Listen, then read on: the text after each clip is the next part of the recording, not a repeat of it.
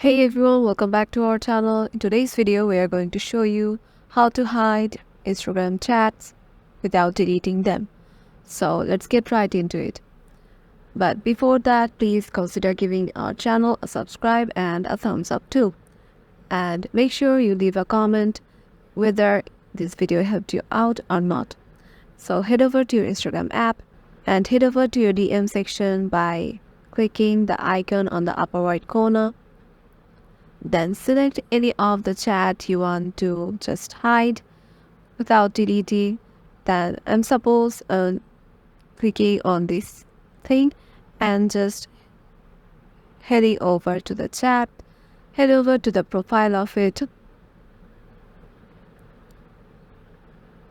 and click on the three dot icon, and here you can see there is an option of restrict.